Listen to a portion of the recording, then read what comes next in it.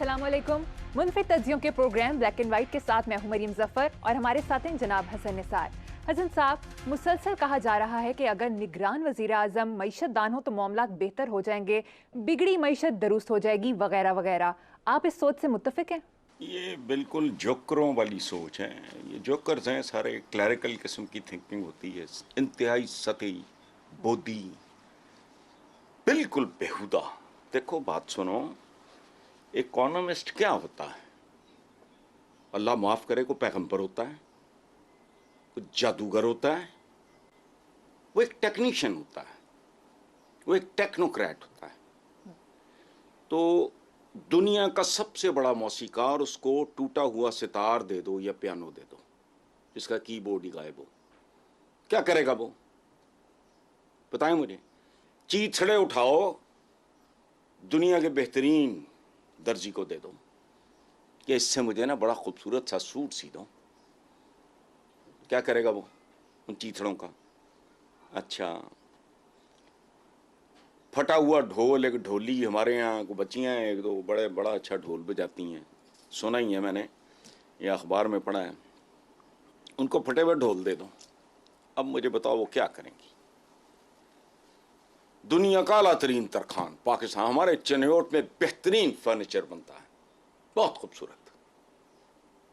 उनको दीमक ज़दा लकड़ी दे के कहो इसका कुछ करो, वो होश करो। इकोनॉमिस्ट, ओ भाई, मईशत दान मैंने पहले अर्ज किया, कोई जादूगर नहीं होता।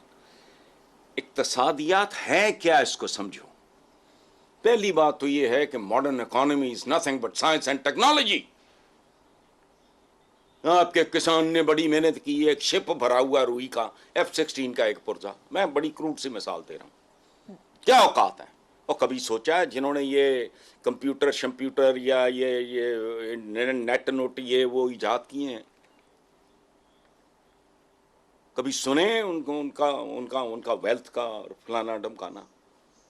ये आज भी हैं, चड्डियाँ बना बना के, बनियाने, तौलिए एक्सपोर्ट हो रहे हैं। इंजीनियरिंग गुड्स की तमीज़ ही नहीं, चूँकि वो अगेन साइंस और टेक्नोलॉजी है। अच्छा, एक और बात जो इससे भी ज़्यादा ज़रूरी है, साइंस और टेक्नोलॉजी उसका बच्चा है, उसकी पैदावार है, वो क्या है? Work ethics. इस मुल्क में पंक्चुअलिटी नाम की चीज़ ही कोई नहीं। क्लर्क से लेके बेगैरत साहब वो टाइम पे ऑफिस ही नहीं जाते। इतने बेशर्म बेहया लोग हैं, साहब के आने में घंटा होता है, एसी ऑन कर देते हैं। जाती तौर पे पता है मुझे। एक चीज होती है पंक्चुअलिटी। पहले rise and fall of civilisations के और खाते थे, अब और हैं। 9 रीजंस हैं जिनमें नंबर 1 पंक्चुअलिटी है, पाबंदी औकात, नमाज का पहला सबक है।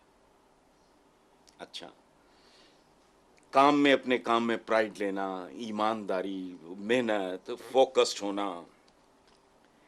ये क्या करेगा बेचारा इकोनॉमिस्ट? क्या पूरी दुनिया के इकोनॉमिस्ट इकट्ठे कर लो, अपने वर्क एथिक्स ऐसे के ऐसे ही रखो। चपड़कन आती है, काम नहीं करते, मुखलिस नहीं है, मेहनती नहीं है, फख्र नहीं करते, हराम खाते, ये वो सारा। तो ये इसके होते हुए पूरी दुनिया के टॉप के इकोनॉमिस्ट ले आओ, जब तक आप अपनी बुनियादी, मैं क्या कहा करता हूं हमेशा, हमारे हर शोबे में बुनियादी जौहरी तब्दीलियों की ज़रूरत है। अगर वो नहीं है तो अच्छा, एक बात सुनो, दुनिया का जो सबसे कामयाब फार्मर है, किसान है, जाओ उसको तुम ऐसे करो, कलराठी जमीन दे दो, घटिया रेत दे दो, गला सड़ा बीज दे दो, पानी खारा हो, खाद वगैरह ना हो, क्या तोप चला लेगा वो? कंडीशंस होती हैं हर चीज के लिए, ये नेचर का उसूल है। और ये जमाना है साइंस एंड टेक्नोलॉजी का। जिस तरह की टक्करें हम मार रहे हैं ना, मक्खियों पे मक्खियाँ और ये और वो और फलाना, शरबत बना लो या अचार बेच लो, ठीक है फाइन, बट ये एज है साइंस और टेक्नोलॉजी की। उसमें इकोनॉमिस्ट आ जाए, वो कौन सी तोप चला लेगा? क्या करेगा वो? It requires a certain culture, एक खास तरह का रवैया, एक खास तरह का इज्तमाई कौमी मिजाज, जिनको सड़क अबूर करनी नहीं आई 75 साल में, जिनको गाड़ी चलानी नहीं आई, खोता करोला से उठ के किसी और में घुस गए तो उनको पता कख नहीं है, ना कोई लेन ऑब्जर्व करता है इस मुल्क में। एक दफ़ा एक आईजी साहब, अच्छे आदमी थे, आरिफ साहब था उनका नाम गालिबन, तो मैंने कहा जी क्या प्रॉब्लम है, आप लोग ये लोगों को अपनी अपनी लेन में नहीं रख सके। उन्होंने कहा जी वो कोहराम मच जाएगा शहर में, कि जी क्या रिक्शे वाला ये करेगा, फलाने वाला वो करेगा, फलाने वाला वो करेगा, जज साहब की गाड़ी पकड़ी गई तो ये हो जाएगा। बस ये तो इस तरह का मुल्क है, इसमें इकॉनमी लगे रहो आप। आगे चलते हैं। हसन साहब, अखबारी रिपोर्ट के मुताबिक इत्तेहादी हुकूमत के 16 माह में पेट्रोल, बिजली 100% और आटा, घी, दालें, ब्रायलर मुर्गी, सब्जियों समेत खाने पीने की अशिया 200% से ज़्यादा महंगी हुई हैं और आखिरी दिन वासा ने पानी की कीमत में 200% इजाफा कर दिया है। इत्तेहादी हुकूमत के 16 माह की कारकर्दगी को आप किस नज़र से देखते हैं? पता नहीं क्यों वासा ने पानी की कीमत में 200% इजाफा कर दिया। आपका ये जुमला सुन के मेरा ध्यान करबला की तरफ गया। I don't know why. मैं किसी को यजीदी नहीं कह रहा, लेकिन बहरहाल आपने कहा कि मैं इनको किस नज़र से देखता हूँ, मैं इनको खा जाने वाली नज़रों से देखता हूँ, मैं इनको खून आलूद नज़रों से देखता हूँ। एक आध के साथ काम नहीं होना, मेरा बस चले और मेरे पास अपॉर्चुनिटी हो, मैं तो एक को भी ना छोड़ूं। और इस हुकूमत के बारे में अगेन मेरा दिल ये करता है कि सियासी तारीख के कैलेंडर से ये 16 माह कैलेंडर से चुरा लूँ कि पाकिस्तान पे इतना बुरा वक्त आया ही नहीं। और ये मैं नहीं कह रहा, इनके अपने लोग कह रहे हैं। अच्छा, अब सवाए ये PDM जो हैं, गाटे गर्दने, सूट बूट टाइयाँ, ये वो सारी सवाए मरने के, मेरा ख्याल है उन्होंने मौत पे पता नहीं कोई टैक्स है नहीं है, मुझे नहीं पता, लेकिन मैं एक तजवीज़ देना चाह रहा हूँ आने वाले इकोनॉमिस्ट को, हैं, माहिरीन माशिया, कि मरने पे टैक्स लगाओ और शरह कैसे हो। देखो मैं भी, मेरा बैकग्राउंड तो इकोनॉमिक्स का है ना। मरने पे टैक्स लगाओ और शरह कैसी होनी चाहिए? शीर खारी की मौत पे सबसे कम टैक्स होना चाहिए। जो बच्चा अभी 2, 4, 6, 8 महीने में शीर खारी दूध पीने के ज़माने में मर जाए, उस पर सबसे कम टैक्स। बचपन की मौत में उससे ज़रा ज़्यादा टैक्स, जवानी की मौत पे उससे ज़्यादा टैक्स, और जो बुढ़ापे की मौत पे टैक्स सबसे ज़्यादा लगाओ, क्योंकि उसने पाकिस्तान को ज़्यादा इस्तेमाल किया है, इसकी ऑक्सीजन खाई है, रो रो के रोटी खाई है, उस पर सबसे ज़्यादा टैक्स। इसका एक फ़ायदा ये भी होगा कि आबादी कम होगी, गुर्बत भी कम होगी। जाहिर है आबादी कम होगी तो गरीब ना रहेगा, तो गुर्बत, गरीब जल्दी से मरने की ख्वाहिश करेगा कि जान छूट जाए ज़्यादा टैक्स से और लवाहकीन पे कम से कम बोझ पड़े। तो इनके बारे में पूछना कि 16 माह की कारकर्दगी क्या है, क्या है सिवाय मज़ीद तबाही के, बर्बादी के, ज़िल्लत के, लोगों की ज़िंदगियाँ जीरन करने के। और खुदा की पनाह, बस आगे चलो। मुझे खुद आज बहुत तकलीफ हो रही है, पता नहीं किडनी का है प्रॉब्लम मुझे, आई डोंट नो। बहरहाल आगे खैर चलो। करे हसन साहब। साबिक वज़ीर आज़म और नूनी के सीनियर सियासतदान शाहिद खाकान अब्बासी ने कहा है कि मौजूदा असम्बली मुल्की तारीख की बदतरीन असम्बली रही है। कौम से माफ़ी मांगता हूँ, असम्बली में पढ़े बगैर बिल पास होते रहे। क्या लोगों पर टैक्स लगाने वाले खुद टैक्स देते हैं? देते थे तो कितना? अवाम ने सिर्फ खोया ही खोया है। खुशी है कि अवाम को निजात मिल गई। देखो बात सुनो, मुझे तो ये 2-4 लोग बहुत खूबसूरत हैं, ये बात कर जाते हैं। उनमें शाहिद खाकान अब्बासी, ये एक ज़माने में मनु भाई, मैं, एक अखबार, अब्बास अतर, हम तीनों थे, हमारी टीम थी। तो मैंने लिखा ये असम्बलियाँ नहीं हैं, ये अस्तबलियाँ हैं। अस्तबलियाँ, अस्तबल होता है घोड़ों का। तो वो पंजाब यूनिवर्सिटी कहता हूँ, पंजाब असम्बली ने हमें कॉल कर लिया। उसके बाद फिर मैंने जो किया, उनको जान छुड़ानी मुश्किल हो गई। अच्छा छोड़ो इन बातों को, ये बिल्कुल ठीक। देखो ये दूसरा बड़ा स्टेटमेंट आया है पिछले 2-3 महीनों में। एक Shahbaz Sharif, again heads of to him, कि समाम में मुझ समेत सब नंगे हैं, इन सब में सब हैं। दुख की बात है, हम इतने गए गुजरे लोग हैं कि सिटिंग प्राइम मिनिस्टर एक इतनी बड़ी बात करता है, इस पे तो कोहराम मचना चाहिए था, इस पे प्रोग्राम्स होने, लेकिन नहीं, हमें करंट अफेयर्स। केड़ा करंट अफेयर हो थोड़ा, थोड़ा तो कोई अफेयर कर, अव्वल तो अफेयर ही कोई नहीं, दूसरे करंट कोई नहीं, दूसरा ये स्टेटमेंट कि कौम से माफी मांगता हूं, ये बदतरीन असेंबली का मैं हिस्सा रहा। कौन कह रहा है? एक साबिक वजीर आजम और एक बावकार आदमी। फिर वो सवाल क्या उठाता है कि टैक्स लगाने वाले खुद कितना टैक्स देते हैं। इस मुल्क का अगर कोई वाली वारस है, कोई हमदर्द है, इनको सामने लाए। हर बंदा जो थोबड़ा उठा के असेंबलियों में, सेनेटों में जितने लोग जाते हैं, कौम को बताओ तुम कितना टैक्स देते हो, तुम सब लोग कितना कितना टैक्स देते हो। करोड़ों रुपया अपनी कैंपेन्स पे खर्च करके आने वाले, मैं बाकी लूट मार की और बैरून मुल्क के साथों की मैं बात नहीं कर रहा, तुम कितना टैक्स देते हो। कौम को ये हक नहीं कि जेडे मामे बने हैं वो कितने खड़े ने।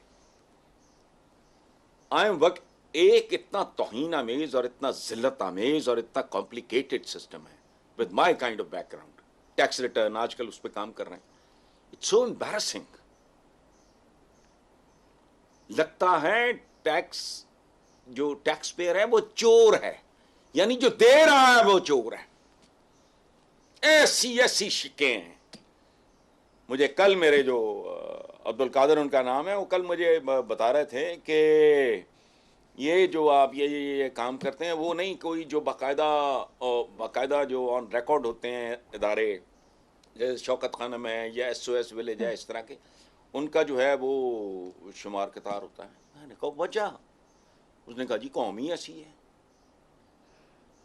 कौम ही ऐसी है, इसका नाजायज़ फ़ायदा उठाएंगे। इसका मतलब है जो नाजायज़ फ़ायदा नहीं उठाता वो तो मारा गया है।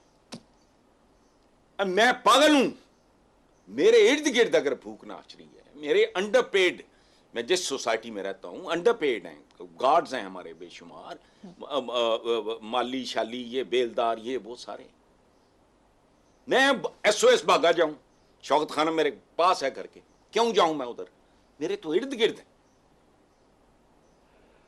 तो ये एक गंदा गलीज निज़ाम है, इतना इसको सादा कर देना चाहिए, इनको ज्यादा मिलेगा।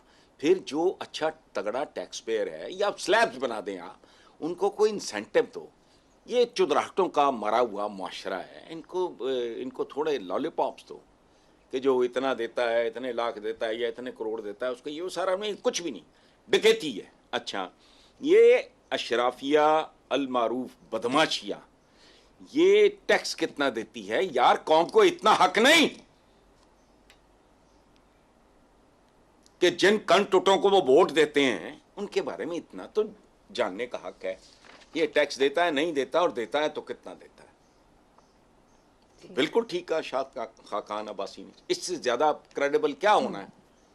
एक तो खुद एक बावकार आदमी, कभी किसी ने उंगली नहीं उठाई कोई इस तरह के मामलात में, साबिक वजीर आजम है, इतनी देर से इसी काले धंधे में है, वो कह रहे हैं तो कोई शर्म हया करे इस मुल्क में कोई, कि इसको कंपलसरी करो, कभी डिक्लेयर करो।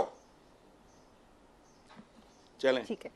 हसन साहब, मरियम नवाज ने भी एक स्टेटमेंट दी है कि आइंदा इलेक्शन में नौजवान लैपटॉप देने वालों का साथ दें और इलेक्शन में मुस्तकबिल का फैसला नौजवानों का वोट करेगा। यार मरियम के बातों का बयान अजीबो गरीब होते हैं, बिल्कुल मुझे मासूम जैसे बच्चा नहीं होता, जैसे जो चांद कहते हैं ना, वो खेलन को मांगे चांद, आस्किंग फॉर द मून। तो मुझे बात वो उसमें मासूमियत होती है या क्या बेखबरी होती है, लाइल्मी होती है, जहालत होती है, या वोट बटोरने के धंधे होते हैं। ओ भाई, आपको अब तक पता नहीं चला, प्रोग्राम्स हो चुके हैं इस पे कि आप लोगों ने जो सीक्रेट किस्म के सर्वेज करवाए हैं, उनमें पता लगा है कि आपका वोट बैंक नाम की कोई चीज नहीं है। आपके लिए नौजवान इस मुल्क का कमान से निकला हुआ तीर है जो वापस नहीं आएगा। 40 साल पुरानी नस्ल को आपने एक्सप्लॉइट किया, रज के किया। चोर चक्के पुलिस में भर्ती, इधर को 60 साल के पटवारी भर्ती को प्लॉट, ये सारा चक्कर चलता रहा है, पता है मुझे, I am privy to this. खुद हमारे पेशे में ये कैसे इसको वल्गराइज और करप्ट किया गया है, सारा मुझे बहुत अच्छी तरह पता है उसका।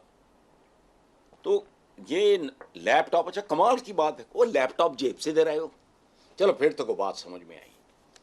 ये मरियम बीबी ने सोचा कि चलो मैं अपने बरखुरदार का हैंडसम स्मार्ट लड़का है माशाल्लाह, उसका सदका उतारती हूँ, कोई एवं 50 करोड़ दे लैपटॉप बन देने, कोई उन्हीं का माल, उन्होंने दियां जुतियां, उन्होंने सिर। ये ऐसे ही है जैसे एक मन गंदम किसी से छीन के उसको एक मुट्ठी गंदम दे दो। वो लैपटॉप जेब से दे रहे हो, या तो जेब से दो, थोड़ी सी कोई, it makes some sense. You are trying to bribe the youth, खरीद रहे हो वोट इस बहाने, ऐसे नहीं होगा। ये अगर करना है तो कुछ और करना होगा आपको। ये हरबे पुराने हो चुके, घिस पिट चुके, आउटडेटेड हैं। अब मंडी में ये माल नहीं चलेगा, ये नोट, ये करेंसी नोट मतरूक हो चुका है। हजरत साहब, एक तरफ हुकूमत लैपटॉप तकसीम कर रही है, वोट बैंक बनाने की कोशिश कर रही है, तो दूसरी तरफ स्कूल कॉलेजेस की फीसों में धड़ाधड़ इजाफा हो रहा है और नौबत यहाँ तक आ गई है कि वाह कैंट में बाप ने कॉलेज फीस ना होने पर बेटी को मौत के घाट उतार दिया। बेटी चंद रोज से फीस का मुतालबा करी थी। ये बहुत अलार्मिंग सिचुएशन है। अलार्मिंग क्या, पूरी अलार्म हर जगह। जिस बंदे को पेट लगा है समझो उसको अलार्म लगा है। अब वो कब बचता है, कैसा बचता है, ये देखो ना कैसी अजीब ढिठाई की आखिरी इंतहा है। ये कहते हैं मुल्क ट्रैक पे आ गया। ओ भाई, ये ट्रैक है तुम्हारा शैतानी किस्म का, इब्लीसी किस्म का, कि एक बाप कितना फ्रस्ट्रेट हो गया होगा। वो बाप, बच्ची है मासूम, वो तकरार कर रही हो विदाउट रियलाइजिंग कि बाप तो हमें पता नहीं 2 वक्त की रोटी कैसे खिला रहा है, तो मैं स्कूल की। अच्छा, ये जुर्म है, ये भयानक जुर्म है। लेकिन नहीं, लैपटॉप, अच्छा ये तजादात का मुल्क है, भयानक तरीन तजादात। किसी को इतना फुर्सत नहीं है या कर लेंगे। मैं कभी कभी अपने प्रोग्राम में ये बात कर चुका हूँ और मैं मसलसल सोच रहा हूँ और मुझे इसका कोई वाज़ेह 2 टोक जवाब नहीं मिल रहा। जितनी तबलीग, जितना आवाज़, जितने लेक्चर, जितने भाषण, जितने खुतबे हमारे मुल्क में दिए जाते हैं, शायद ही दुनिया में कोई मुल्क हो। मैं मिडल ईस्ट से बहुत वाकिफ हूं, बहुत, दर्जनों बार। मेरा तो एक जमाने में मैं बरो मरकज सऊदी अरेबिया रहा है, नहीं होता। नतीजा 0। क्यों? मेरी अकल में नहीं आता। पहले स्कूल फी जो है उसका बंदोबस्त करो।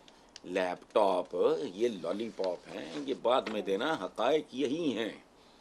और इस मुल्क में 2 ही तो इंडस्ट्रीज रह गई हैं, एक तो तालीम फरोशी है और दूसरा सेहत फरोशी है। प्राइवेट हॉस्पिटल्स, उनका भी हाल बहुत, उनका भी हाल इतना खौफनाक है कि तुम सोच नहीं सकते। संडे मेरे दोस्त ख्वाजा साले, इट वाज संडे, उनकी तदफीन के लिए गए, गुजरांवाले वापस आए। मुझे रास्ते में पता चला कि जो छोटा बेटा मेरा आशिम, उसका वो नी कैप डिसलोकेट हो गया। टॉप के हॉस्पिटल में, पास ही है हमारे घरों के, नाम क्या लेना। 1.5 घंटे में डॉक्टर आया, इट वाज संडे, एक्सरे उक्सरे करके बैठे वो।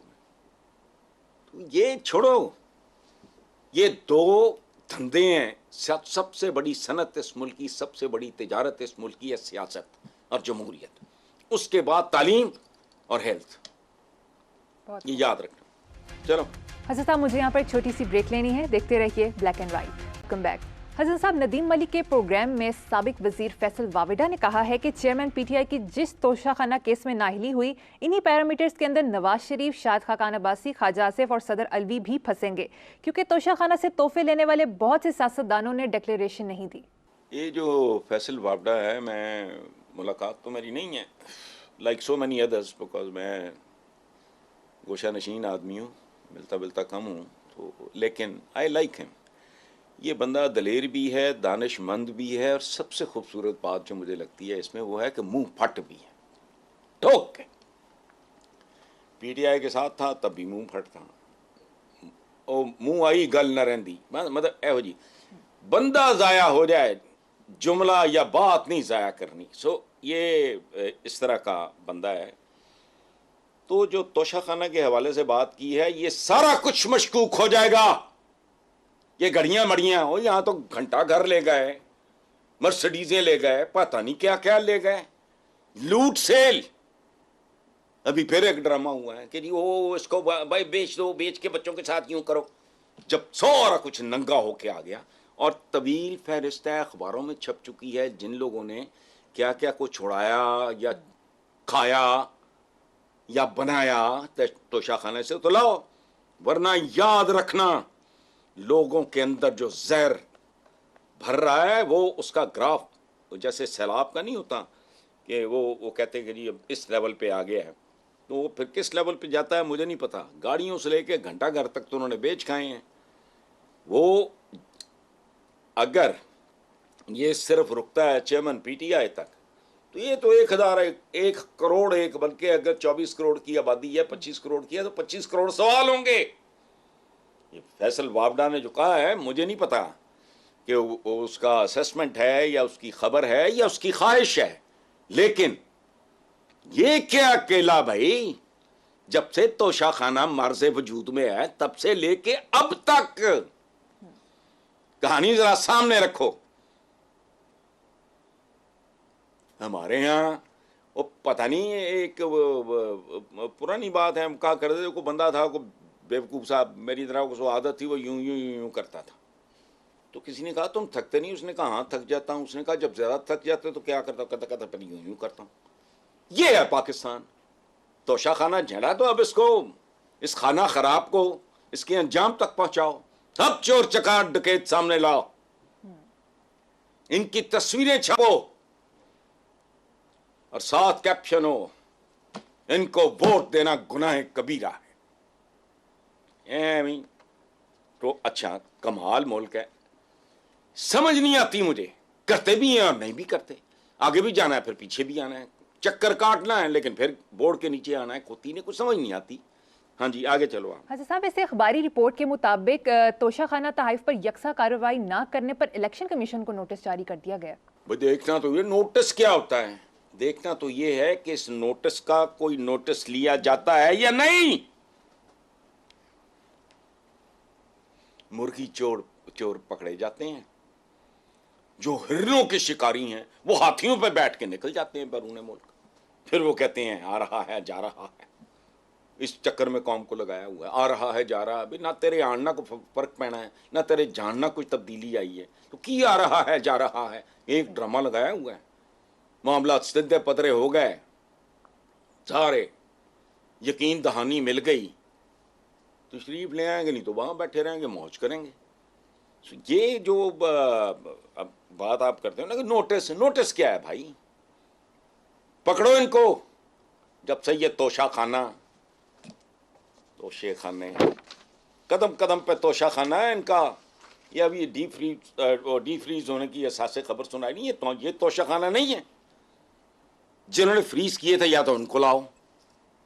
तो मजाक है, 2-3 साल एक पूरी स्टेट भुख मरते लोगों के वसाइल तुम लूट के काम पे लगाते हो, बहुत में कहते हो जी हुआ ही कुछ नहीं, सारा कुछ रिवर्स हो गया। कोई तो मुजरिम है इस सारी वारदात के पीछे, कोई तो वारदातिये हैं। चलें यार आगे चलते हैं। हसन साहब, चीफ ऑफ आर्मी स्टाफ ने कहा है कि अफगान हुकूमत से मुज़ाकरात होंगे, दहशत गर्दों से नहीं। उन्होंने कहा कि अफगान हुकाम को ये पैगाम भी दिया है कि एहसान का बदला एहसान के सिवा क्या है। देखो, हजरत अली से मंसूब है कौल, किसी कम ज़र्फ पे एहसान करो तो उसके शर से डरो। इससे आगे मैं क्या बात करूं। हम अजीब लोग हैं, अजीब लोग हैं। उसकी वजह शायद हमने चूँकि 800 साढ़े 800 साल की गुलामियाँ ही काटी हैं ना, कभी खिलजियों गौरियों ये वो वगैरह, लोधियों मुगलों की, फिर गोरों की बेहतर थी। उनकी दी हुई चीज़ें आपने बर्बाद की हैं, लंबी लिस्ट है उनकी। उनकी डेमोक्रेसी पे आज आप फुदकते फिर रहे हो और उसको भी अब्यूज़ कर रहे हो आप। तो ये स्ट्रेटेजिक डेप्थ तो फलाना है, वो आई तुझको पढ़ाई क्या पड़ी, अपनी नबेड़ तू। ठीक कहा है उन्होंने, लेकिन हजरत अली का कॉल, वाह सुभान अल्लाह। और ये हुआ है, ये होता है जिंदगी में। कम ज़र्फ पे एहसान करो, बिल्कुल उसके शर से बचो। जी हसन साहब, ऐसे खबर के मुताबिक अफगानिस्तान में 10 साल से ज़ायद उम्र की लड़कियों के लिए तालीम की पाबंदी आयद कर दी गई है। तीसरी जमात के बाद लड़कियां तालीम जारी नहीं रख सकेंगी। यार माइंड योर ओन बिजनेस। अभी तो मैंने कहा है, वो हमारा अपने मुल्क का, हमारा अपना 2.5 करोड़ बच्चा बरादर का मैं क्या करूं? मैंने ठेका लिया हुआ है। इस तरह के ठेके बंद करो। अपने पैरों में, अपनी टांगों में जान नहीं है, अपनी रीढ़ की हड्डी टूटी हुई है, बोझ में आपका बांटना चाह रहा हूं। अजीब से लोग हैं। तीसरी जमात में, पहली में भी ना डालें, तीसरी क्यों? ये तकल्लुफ काहे के लिए भाई? वो पढ़ाएं ना पढ़ाएं, इधर उधर के ठेके छोड़ के अपना मुल्क संभालो। तो ये मामागिरी जो है, अमी चिकट चौधरी बने फिर दे, अगे पल्ले कुछ नहीं। 30-35 लाख या पता नहीं कितना हो गया, वो मुझे नहीं पता। उनकी दूसरी तीसरी नस्ल हमारी गर्दनों पे सवार है, अपनी गर्दन ढलकी हुई है। अभी आपने वो जो बात सुनाई, उससे पहले एक ने लायलपुर में बच्ची बेची थी, वो पता नहीं सिंध की को खबर थी, पता नहीं कौन से इलाके की, एक खास तरह का इलाका, मैं नाम भूल रहा हूँ इस वक्त। 3 बच्चे कुएं में फेंक के बाप ने भी छलांग मारी, किस्सा पाक कर दिया। अब इसमें ठीक है साहब, और याद रखना, ये बड़े बड़े शहरों में जो हमारे जो अर्बन सेंटर्स हैं, उनमें कई जगह तो जो गैंग्स हैं, जाके पता करो किन के हैं कब्जा ग्रुप पर, ये और वो कौन लोग हैं, कहाँ से आए हैं, क्या लगते हैं आपके। एम ही आपस में कश्तो खून से सारी तारीख भरी पड़ी है। फिर बिरादर बिरादर नहीं होते भाई, सगे बिरादर नहीं होते। मैं तो कह रहा हूं, पाकिस्तान की सर्विस इंडस्ट्री से लेके सैगल्स तक देख लो कितने के बरादर। अब आज फितरी बात है, मैं को अच्छाई बुराई के माने में ये बात नहीं कर रहा। आप अपने अपने तरीके से अपनी अपनी जिंदगियां गुजारते हो। एक बाप की औलाद है, बाद में उसमें तकसीम हो जाती हो, बेटों में ना हो तो पोतों में हो जाती है, वो होनी होती है। एवं ही लोगों को भी जहर का टीका लगाया हुआ, वो भी दुश्मन है, वो भी दुश्मन है, वो भी दुश्मन है। आप खुद भी अपने दुश्मन हैं। तो दुश्मनों के दरमियान एक शाम है, मनाए जाओ। 75 साल पे मुहित शाम है। अच्छा चलें, ठीक है साहब, प्रोग्राम में शामिल करेंगे, एक ब्रेक हमारे साथ रहिएगा। हसन साहब, बिलावल भुट्टो ने एक स्टेटमेंट दी है कि हम इदारों को अपनी हदूद में रहकर काम कराने में कामयाब नहीं हुए, हमें लड़ाई की बजाय मुफाहमत की तरफ जाना चाहिए। जरदारी और नवाज ऐसे फैसले करें कि मेरे और मरियम के लिए सियासत आसान हो। तो आना ला यार, बाकी मामा ने बच्चे जमने बंद करते हैं। वाह बहू बिलावल, वाह। यानी मेरे और मरियम के, ये बाकी की ने। और ये मजे का खेज बात है। और दूसरी बात बहुत फजूल है। उसकी वजह है कि अगर तुम अपनी हुदूद में रहोगे तो बाकी भी अपनी हुदूद में रहेंगे। तसादुम या एक्सीडेंट होता ही उस वक्त है जब एक फरीक दूसरे की हुदूद में घुसता है। रोड एक्सीडेंट क्या होता है? मैं एकदम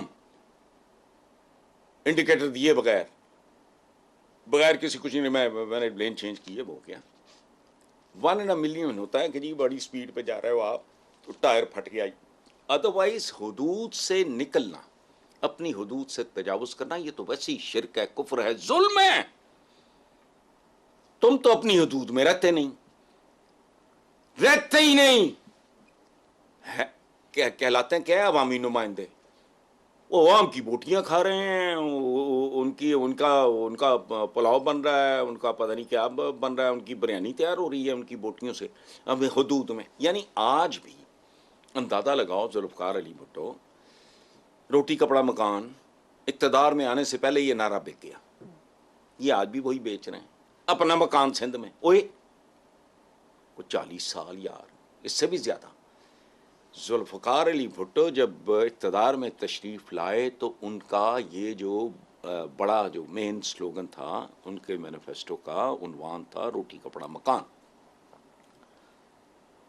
तब से लेके आज तक ए मकान ही बेची जा रहा है, मिल भी किसी ने नहीं रहा, न रोटी न कपड़ा न मगा। तो अब मेरी और मरियम के वजह भाई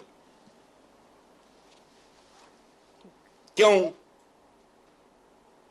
बच्चों ने माओ ने बच्चे जन्ने बंद कर दिए हैं, काबिल बच्चे नहीं हैं। कौन से ऐसे सुरखाब के पर आपको लगे हुए हैं जो आम बच्चे को नहीं? वो 2 टांगों के साथ पैदा होता है, आप 4 के साथ आए, भाई कमाल है।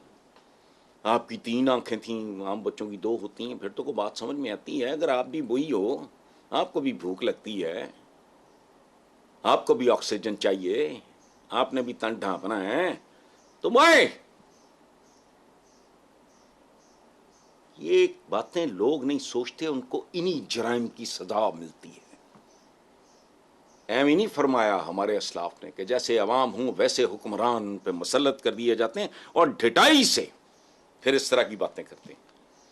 माइंड सेट देखो, ये मरियम यार असली जाती उम्र है, नाल पे है, कल दी गल है, कैमराज लगे हुए मीडिया पे, हुक्मरान खानदान, वही हुक्मरान खानदान अपने बारे में अपने मुंह से, तो जब पता नहीं वो पनामा शनामा गंद को बला जो भी था वो चला, तो ये माइंड सेट है इन लोगों का। और रह गई लड़ाई, वो भी माल पे होती है। इक़्तिदार अगर खिदमत के लिए हो तो ये इस तरह कम्पीट ही कोई ना करे। अगर मैंने 16 घंटे काम करना है, 18 घंटे काम करना है, डिप्रेशन में ही रहना है, खैर की खबर तो इस मुल्क में अब दूर दूर तक नहीं है। If I am here to serve, बोले तो वक्त से पहले मौत आ जाएगी। ये माल मनाल पे जंग होती है। इक़्तिदार में क्या करने आना होता है? मैंने आपको संवारने आना है। मैं परकटा फरिश्ता हूं, मैं को वली अल्लाह हूं, मैं आके 18 घंटे में पागल हूं। मैंने सीनियर ग्रेड में job when I was in my 20s मैंने छोड़ दिया इस्लाम। मैंने कहा ये को काम है, क्लैरिकल सा काम है, सवेरे तैयार हो गए तो बिल्कुल नहीं जिंदगी अपनी मर्जी से गुजारनी। ये आते हैं दिन रात, असेंबलियाँ, तकरीरें, चिंगाड़ मार धाड़। वो ख्वाजा आसिफ ने पिछले दिनों कहा था कि हम इक़्तिदार में हों तो पुलिस आगे आगे होती है, बाहर हों तो पीछे पीछे होती है। कुछ जिल्लत है ये? कोई इंसानों वाली जिंदगी है? क्यों आते हो मेरी खिदमत करने?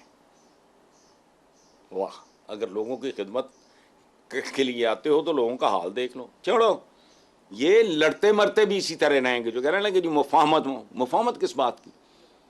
ये तो माल पे झगड़ा है, ये तो खत्म ही नहीं होना। खिदमत के मैदान में मुकाबला करो तो झगड़ा कभी भी ना हो। आपकी नजरें कहीं और होती हैं, प्रोटोकॉल, टॉट टपे, ये वो, कानूनी गैर कानूनी काम, हर चीज को बुलडोज करो, माल बनाओ, कमीशन, किकबैक, बार जायदादें बनाओ। हाँ, ये मुकाबला तो इस काम का है। इस पे मुफाहमत कैसे हो सकती है? मुफाहमत होती है भले काम में, नेकी के काम में, खूबसूरत काम में। अच्छा यार मरियम आप भी आ जाओ, फारूक साहब तुसी भी आ जाओ, यार अतर तू भी आ जा, मिल के करना यार, देखो ये है वो। तो डकैती, ये इकट्ठे भी होते हैं तो वो फिर डकैती। इनकी मुफाहमत और इनकी मखासमत एक ही सिक्के के 2 रुख हैं, ये याद रखना।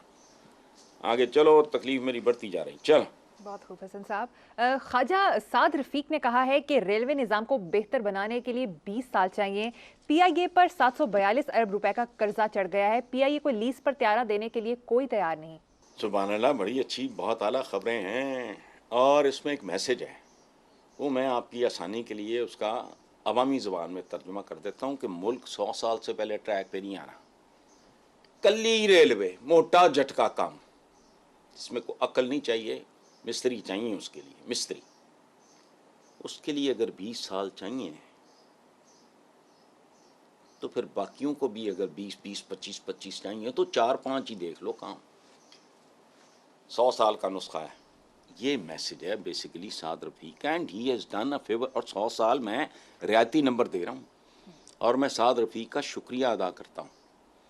उसने लोगों को बिल्कुल ठीक कहा, दयानतदारी से। ये नहीं कि निकल आए हैं, ट्रैक पे चढ़ गए हैं, टेक ऑफ कर गए हैं, ये कोई टोपी ड्रामा नहीं किया। उसने बहुत खूबसूरत तरीके से अच्छा, ये तो रेलवे तो काम ही कोई नहीं है, ये तो और तरह का काम है। ये मैनेजेबल है। अगर इसके लिए 20 साल चाहिए